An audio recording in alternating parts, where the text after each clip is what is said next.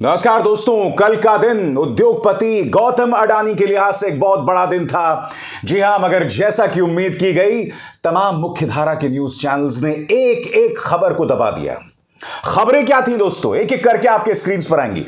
खबर नंबर 1, पूरे गौतम अडानी मामले की सुप्रीम कोर्ट जो है वो अब जांच करेगी। और यही नहीं, सरकार इस मामले को बंद लिफाफे में देना चाहती थी। सुप्रीम कोर्ट ने कहा सवाल ही नहीं पैदा होता, पूरा मामला पारदर्शिता से होगा।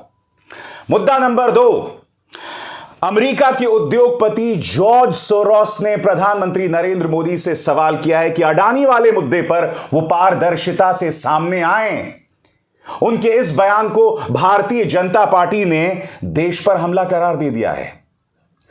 मुद्दा नंबर 3, कांग्रेस ने एक नहीं, दो नहीं, कम से कम 12 शहरों से गौतम अडानी पर हमला बोला है। ये तीनों खबरें दोस्तों गायब हैं। और चौथी और अहम खबर, हिंडनबर्ग की एक और रिपोर्ट आई है। जी हां, पहली रिपोर्ट से खलबली मच गई थी, अब एक और रिपोर्ट आई है और उस रिपोर्ट में गौतम अडानी के भाई विनोद अडानी पर गंभीर सवाल हैं। मगर एक एक करके दोस्तों तमाम खबरें मैं आपके सामने लेकर आने वाला हूं। सबसे पहले दोस्तों, सुप्रीम कोर्ट ने स्पष्ट कर दिया है कि अब इस मामले की जांच होगी। और यही नहीं, सुप्रीम कोर्ट ने यह भी कह दिया है कि इसकी जांच कौन करेगा यह भी सुप्रीम कोर्ट फैसला करेगा। इसमें सरकार का कोई दखल नहीं होगा दोस्तों। सरकार इस मामले के एक और पहलू को बंद लिफाफे में देना चाहती थी, मगर मना कर दिया सुप्रीम कोर्ट ने। बड़ा प्रश्न यह कि क्या सुप्रीम कोर्ट से लोगों को उम्मीद हो सकती है? खबर क्या है दोस्तों, मैं एक एक करके आपके स्क्रीन पर बताना चाहता हूं।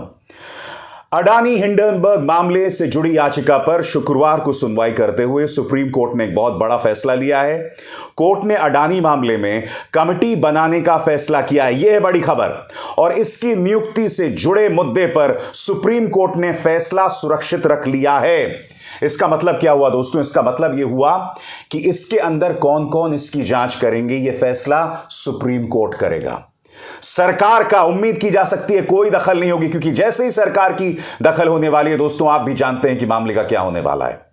आगे सुप्रीम कोर्ट ने क्या कहा? यही नहीं, सुप्रीम कोर्ट ने शेयर बाजार के लिए रेगुलेशन को मजबूत बनाने की खातिर जानकारी की समिति पर केंद्र के सुझाव को सीलबंद लिफाफे में स्वीकार करने से शुक्रवार को इनकार कर दिया है। सुप्रीम कोर्ट क्या कहता है दोस्तों? हम पारदर्शिता चाहते हैं। पढ़िए से, हम पारदर्शिता चाहते हैं। सुप्रीम कोर्ट आगे क्या कहता है? प्रधान न्यायाधीश डीवाई चंद्रचूड़, न्यायमूर्ति पीएस नरसिम्हा और न्यायमूर्ति जेबी पारदीवाला की पीठ ने कहा कि वो निवेशकों के हितों में पूर्ण पारदर्शिता बनाए रखना चाहती है तथा वो सीलबंद लिफाफे में केंद्र सरकार के सुझाव को स्वीकार नहीं करेगी। पीठ ने कहा, हम सीलबंद लिफाफे में आपके सुझावों को स्वीकार नहीं करेंगे क्योंकि हम पारदर्शिता बनाए रखना चाहते हैं। मगर दुख की बात यह है दोस्तों कि इस पारदर्शिता के खिलाफ बिल्कुल मोदी सरकार दिखाई दे रही है। उन्हें पारदर्शिता से कोई लेना देना नहीं है।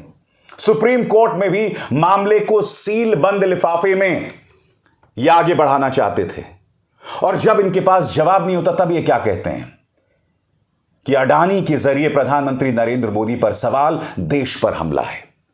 उसको लेकर भारतीय जनता पार्टी क्या कह रही है, मगर दो खबरों की तरफ मैं आपका ध्यान खींचना चाहूंगा दोस्तों। हिंडनबर्ग की एक और रिपोर्ट आ गई है और इस रिपोर्ट में गौतम अडानी के भाई विनोद अडानी पर गंभीर सवाल हैं। यह कहा गया है कि विनोद अडानी ने फर्जी शेल कंपनियों के जरिए वहां कारोबार खड़ा किया। वो पैसा अलग अलग तरीकों से भारतीय बाजार में प्रवेश करता रहा। गौतम अडानी ने इसे सिरे से खारिज पहले से ही कर दिया है। उनका यह कहना था कि विनोद अडानी से हमारा कोई लेना देना नहीं है, मगर हिंडनबर्ग की एक और रिपोर्ट उनके माथे पर परेशानी की लकीर लाने के लिए काफी है। और यही नहीं दोस्तों, कांग्रेस इस मुद्दे को नहीं छोड़ना चाहती। कांग्रेस ने एक नहीं, दो नहीं, कई शहरों में गौतम अडानी और प्रधानमंत्री नरेंद्र मोदी के रिश्तों पर प्रेस कॉन्फ्रेंस किया। उनके तमाम प्रवक्ता जो हैं देश के बड़े बड़े शहरों में उतरे, यानी कि कांग्रेस किसी भी कीमत पर इस मुद्दे को नहीं छोड़ना चाहती। मैं आपको उनके प्रवक्ताओं की प्रेस कॉन्फ्रेंस की 3 झलकियां दिखाना चाहूंगा दोस्तों, जो एक एक करके आपके स्क्रीन पर आएंगी। सबसे पहले हम बात करेंगे पवन खेरा की। पवन खेरा ने किस तरह से प्रधानमंत्री के नाम यानी कि नरेंद्र दामोदर दास मोदी के साथ खेल किया, मैं चाहूंगा आप सुनिए। हम स्पष्ट बात कर रहे हैं जेपीसी। हम कह रहे हैं संसद में आप चर्चा से क्यों भागते हो। हम कह रहे हैं जेपीसी की मांग से आप क्यों डरते हो। जब नरसिम्हा राव जी जेपीसी बना सकते थे, जब अटल बिहारी वाजपेयी जी जेपीसी बैठा सकते थे, तो नरेंद्र दामोदर दास मोदी को क्या प्रॉब्लम है। गौतम दास है दामोदर दास सॉरी, नाम भले दामोदर दास है, काम गौतम दास का। पवन खेरा लगातार इसी तरह से अपने प्रेस कॉन्फ्रेंस में तंज करते रहे और यही तंज पार्टी के एक अन्य प्रवक्ता गौरव वल्लभ ने भी कसा। गौरव वल्लभ का कहना था कि ये अमृतकाल नहीं, ये मित्रकाल है। सुनिए क्या कह रहे हैं गौरव वल्लभ। अमृतकाल सरकार बोलती, पर ये अमृतकाल नहीं है, इसको हम कहते हैं मित्रकाल है। और इस मित्रकाल में मित्रकाल पूंजीवाद को बढ़ावा दिया जा रहा है। मैं आपसे पूछता हूं, जांच करने की बजाय इस बजट में 50 नए हवाई अड्डों की घोषणा की गई। मैं आप सब लोगों से पूछता हूं, क्या हमको इंतजार करना पड़ेगा यह जानने के लिए कि वो हवाई अड्डों का संचालन कौन करेगा। उसी तरह से सुप्रिया श्रीनेत ने भी लखनऊ उत्तर प्रदेश यानी कि देश की राजनीतिक नब्ज उत्तर प्रदेश की राजधानी लखनऊ में प्रेस कॉन्फ्रेंस किया। उन्होंने बार बार उस तस्वीर का जिक्र किया जिसके चलते राहुल गांधी के भाषण को लोकसभा के अंदर 18 जगहों से एक्सपंज कर दिया गया था, हटा दिया गया था, नोच दिया गया था। किस तरह से हमला बोल रही हैं सुप्रिया श्रीनेत, आइए सुनते हैं। यह तस्वीर उस दिन की है लोकसभा की, आपका नहीं पता, लेकिन मुझे एक अत्यंत घबराए, एक अत्यंत बौखलाए, जिसका गला सूख रहा था और जो बार बार पानी पी रहे थे, ऐसे प्रधानमंत्री जी नजर आए। क्योंकि डर तो सबको लगता है और गला सबका सूखता है। सारा सदन अडानी पर बोलने की मांग कर रहा था प्रधानमंत्री से, लेकिन 1 घंटे 25 मिनट के भाषण अपने लोकसभा और 1 घंटे 13 मिनट अपने भाषण राज्यसभा में प्रधानमंत्री मोदी जी ने अडानी का कहने की चूनी भरी। मैं आपसे एक सवाल पूछना चाहता हूं। एक नहीं, कम से कम 12 शहरों से कांग्रेस ने हमला बोला है। सीधा और सरल सा सवाल, आपने कितने न्यूज चैनल्स में इस मुद्दे पर डिबेट होते हुए देखा, बताइए। एक पत्रकार के लिहाज से बहुत बड़ी खबर है दोस्तों, बहुत बड़ी खबर है। क्योंकि मैं ये देखना चाहता था कि मुख्यधारा के न्यूज चैनल्स प्राइम टाइम में क्या डिबेट कर रहे थे। अगर देश की मुख्य विपक्षी पार्टी प्रधानमंत्री नरेंद्र मोदी और गौतम अडानी के रिश्तों पर कठिन सवाल कर रहे हैं, जिन सवालों का जवाब तो बहुत दूर की बात प्रधानमंत्री गौतम अडानी का नाम तक अपने मुंह से नहीं ले रहे हैं, तो स्वाभाविक सी बात है इस मुद्दे को लेकर मीडिया को सवाल उठाना चाहिए। मगर भारतीय जनता पार्टी का वही अंदाज़े बयान दोस्तों, कोई सवाल करे तो उसे देशद्रोह बता दो। यही हमला राहुल गांधी पर किया गया, विपक्ष पर किया गया, उन्हें देशद्रोही बताया गया सिर्फ इसलिए कि वो गौतम अडानी के मुद्दे पर प्रधानमंत्री से सवाल कर रहे हैं और प्रधानमंत्री पूरी तरह से खामोश हैं।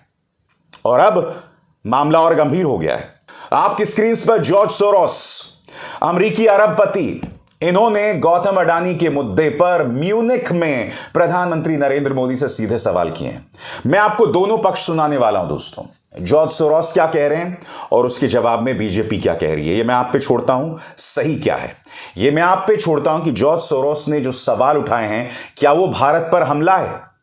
क्योंकि मेरा ये मानना है दोस्तों कि भारत इतना कमजोर नहीं है कि 1 या 2 बयानों से हमारी जो एकता है उस पर सवालिया निशान खड़े हो जाएगा। नहीं, मैं चाहूंगा जॉर्ज सोरोस ने क्या कहा उसके एक एक शब्द पर गौर कीजिएगा और फिर मैं आपको स्मृति ईरानी का जवाब जो है वो बताऊंगा। जॉर्ज सोरोस का मानना है कि गौतम अडानी के व्यापारिक साम्राज्य में हलचल से सरकार पर प्रधानमंत्री नरेंद्र मोदी की पकड़ को कमजोर कर सकती है। सोरोस ने बयान गुरुवार को म्यूनिक सिक्योरिटी सम्मेलन में दिया।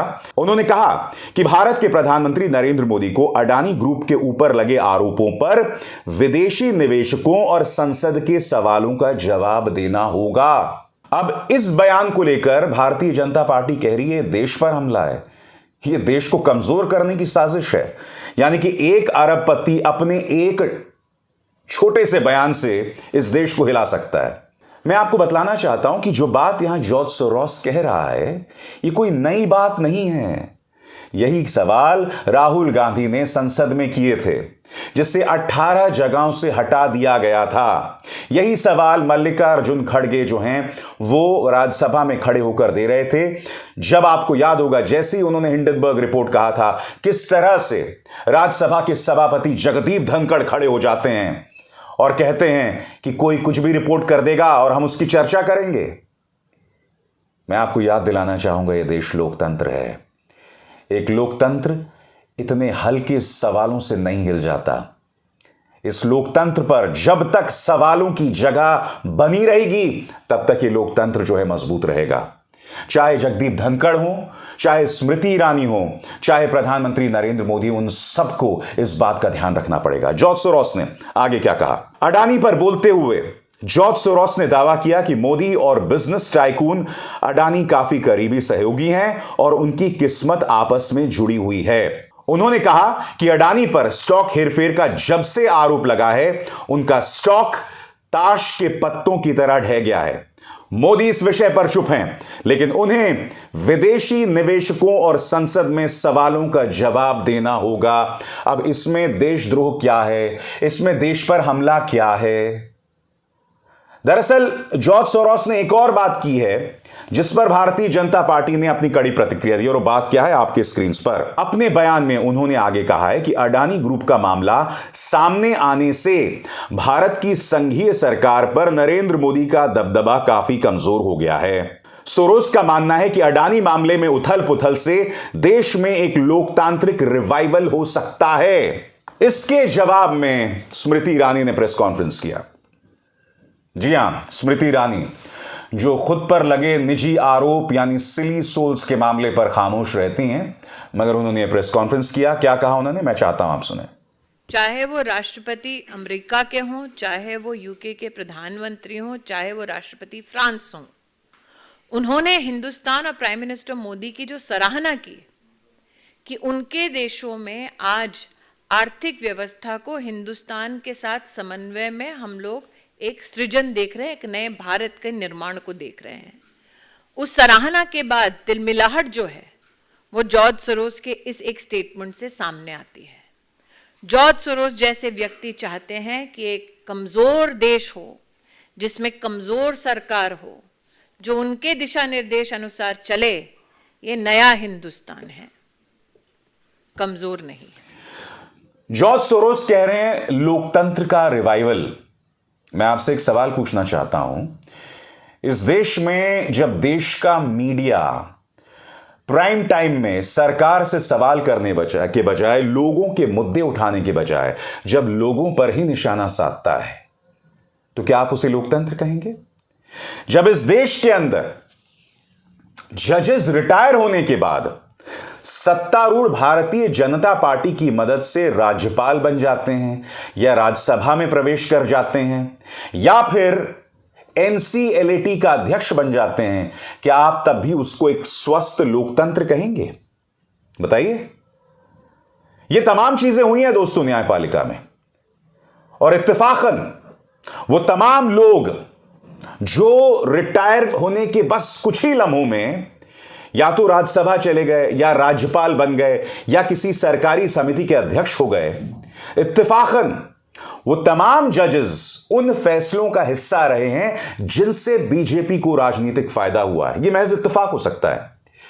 मैं ये नहीं कह रहा हूं कि दोनों के बीच में कोई रिश्ता है, मगर जब ये तमाम चीजें हो रही हों, जब आपका जो मीडिया है वो इस तरह से रेडियो रवांडा का काम कर रहा हो, तो लोकतंत्र पर तो सवाल होंगे ना। तो इस बात को लेकर इतना बुरा लगने की क्या जरूरत है? जॉर्ज सोरोस ने क्या क्या कहा, मैंने आपके सामने एक एक बात रखी। मुझे नहीं लगता है कि जॉर्ज सोरोस ने जो कहा है उसमें और कांग्रेस जो सवाल उठाती रही है या विपक्ष जो सवाल उठाता रहा है उसमें कोई फर्क है। सीधा सा सवाल है, प्रधानमंत्री नरेंद्र मोदी कई प्लेन्स में दिखाई देते रहे हैं अडानी के साथ। हकीकत यह है दोस्तों कि LIC जो कि सरकारी कंपनी है उस पर दबाव डाला गया, 36,000 करोड़ का निवेश हुआ। अब क्या मोदी सरकार को यह जवाब नहीं देना चाहिए कि क्या इसके बदले में गौतम अडानी ने भारतीय जनता पार्टी को गुप्त तरीके से चंदा दिया? क्योंकि सीक्रेट इलेक्टोरल बॉन्ड्स वैसे ही वजूद में हैं दोस्तों। ये तमाम सवालात हैं।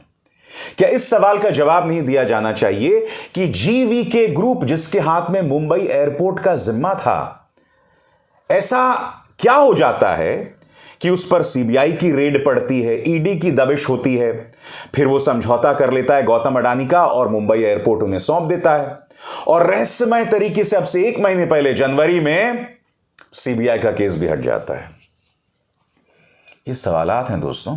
और जैसा कि हिंडनबर्ग की आज दूसरी रिपोर्ट कह रही है, उनके अपने भाई गौतम अडानी के अपने भाई पर सवाल उठा रही है। मैं एक बात स्पष्ट कर दूं, सही गलत ये कैसे पता चलेगा? ये तो जांच के बाद पता चलेगा ना। पहले खबर यह आती है कि गौतम अडानी अमेरिकी अदालत में हिंडनबर्ग को चुनौती देने वाले हैं। कुछ मीडिया चैनल्स ये चलाते हैं, मगर बाद में वो खुद कहते हैं कि नहीं नहीं साहब, हम कोई चुनौती नहीं दे रहे। भाई चुनौती दीजिए, क्योंकि आपने खुद कहा कि गौतम अडानी पर हमला तिरंगे के साए में, गौतम अडानी पर हमला भारत पर हमला है। मतलब एक जमाने में कहा जाता था India is Indira, Indira is India. अब क्या कहा जाता है? Modi is India, India is Modi. मगर अब ये लोग एक कदम और आगे चल पड़े हैं। प्रधानमंत्री नरेंद्र मोदी के परम मित्र हैं गौतम अडानी। अब क्या हो गया है? Adani is India, India is Adani. ये तमाम सवालात हैं जिनके जवाब दिए जाने जरूरी हैं। आप खामोश नहीं हो सकते। ना मैं गौतम अडानी को गुनहगार मान रहा हूं, मगर मोदी सरकार जिस तरह से इसे छुपा रही है, सवालों का जवाब देने से बच रही है, राष्ट्रवाद का सहारा ले रही है, देशभक्ति का सहारा ले रही है, विपक्ष को देशद्रोही बता रही है, जाहिर सी बात है दाल में कुछ काला है। कुछ तो कह रहे हैं पूरी दाल काली है। मेरा कहना है दाल जल गई है, उसे उठाइए, स्टोव से हटाइए, वो खाने लायक नहीं है, कचरे के डिब्बे में डालिए उसको। मगर प्रचार तंत्र के जरिए इन्होंने कचरे के डिब्बे में सिर्फ एक चीज को डाला है, लोगों की सोच को। लोग जो अपने सोच के जरिए इन बुनियादी मुद्दों पर अपनी सरकार से सवाल नहीं कर रहे हैं, क्योंकि अगर वो सवाल करेंगे तो हिंदू खतरे में आ जाएगा। मगर हम तो सवाल करेंगे दोस्तों, पीछे नहीं हटने वाले हैं। अभिसार शर्मा को दीजिए इजाजत। नमस्कार। स्वतंत्र और आजाद पत्रकारिता का समर्थन कीजिए, सच में मेरा साथी बनिए। बहुत आसान है दोस्तों, इस ज्वाइन बटन को दबाइए और आपके सामने आएंगे ये 3 विकल्प, इनमें से एक चुनिए और सच के इस सफर में मेरा साथी बनिए।